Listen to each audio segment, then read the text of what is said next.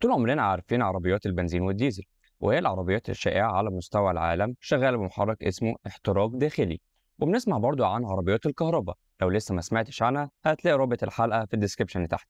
بس عمرك سمعت عن عربيات الهيدروجينية؟ وفي حاجة اسمها كده أصلا؟ وإزاي عربية هيدروجينية تمشي بالهيدروجين يعني؟ أيوه بالظبط. لا أنت جاي تهزر معانا بقى. والله أبدا، هضحك عليك ليه؟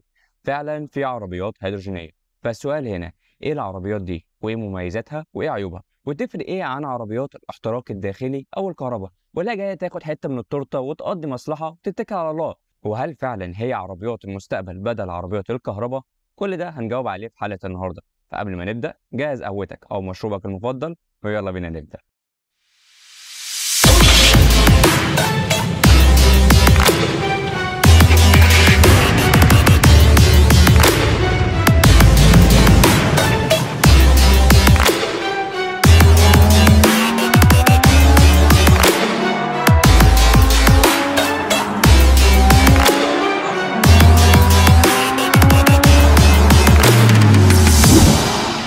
العربيات الهيدروجينية مبنية على فكرة العربيات الكهرباء وعربيات الاحتراق الداخلي. ازاي؟ ما انا هقول لك ازاي. مش سألتني السؤال؟ لا بس اجاوب بقى سيادتك. طبعا اجاوب سيادتك. طبعا. انا هقول لك ازاي. يعني العربية بتتحرك بموتور كهرباء، بس مش بتتشحن بالكهرباء، لا بتتشحن بالهيدروجين. الهيدروجين بيتعبى اكنه بنزين بالظبط. العربية بتتمون بالهيدروجين من محطات الهيدروجينية اللي هي بديهيات، والهواء بيخش العربية من الخارج بدون الدخول في حصة كيمياء. بيتم التفاعل بين الهيدروجين والأكسجين، بيولدوا كهرباء ومية. الله أكبر الله أكبر، ده لا سحر ولا شعوذة. يا دين النبي، ايه الحلاوه دي؟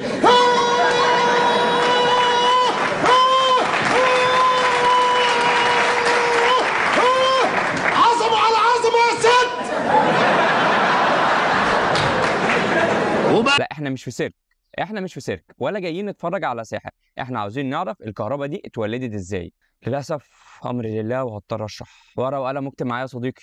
كلنا عارفين الميه بتتكون من ذرتين هيدروجين وذره اكسجين، مظبوط؟ مظبوط. الهيدروجين معانا والاكسجين كمان معانا. الفلوس معايا وقول له كمان البضاعه معايا. والبضاعة كمان معايا. ما تاخد الكلمة كده الاتنين هيتحدوا وهيطلعوا لنا ميه. كده فاضل الكهرباء. جت ازاي؟ بص يا صديقي، انا جون مش عايزك تزعل نفسك، وعايزك كده تمسك اعصابك يا اخويا، ما تزعلش نفسك. الزعل وحش اليومين دول، يجي لك شوجر ولا حاجه وانت لسه صغير، واللي بيقعوا اليومين دول هم الصغيرين. Holy, just tell me how is she? مش عارف اقول لك ايه، الموضوع محرج شويه يا جون ومش عارف اجيبها لك ازاي. بس انا جاوبتك فوق وانت مش مركز للاسف. بس هوضح لك. احنا اتفقنا ان الاكسجين والهيدروجين هيتحدوا ويطلعوا لنا ميه.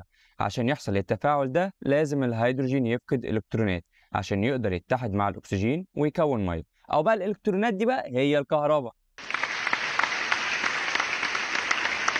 اقسم بالله مشاهدين مفرهدين، لازم تفهموا كل نقطه في الفيديو. بس ما علينا، انتوا عالم زي العسل وعلى راسي من فوق. بص احنا مش عايزين نحبطك، بس كلنا جه في دماغنا طيب العربيه بتمشي بموتور كهرباء وبيحصل تفاعل بيولد كهرباء في الاخر، يعني ايه فايدتها والفرق بينها وبين عربيات الكهرباء؟ ولا هو اي حشو في مجال عربيات وخلاص؟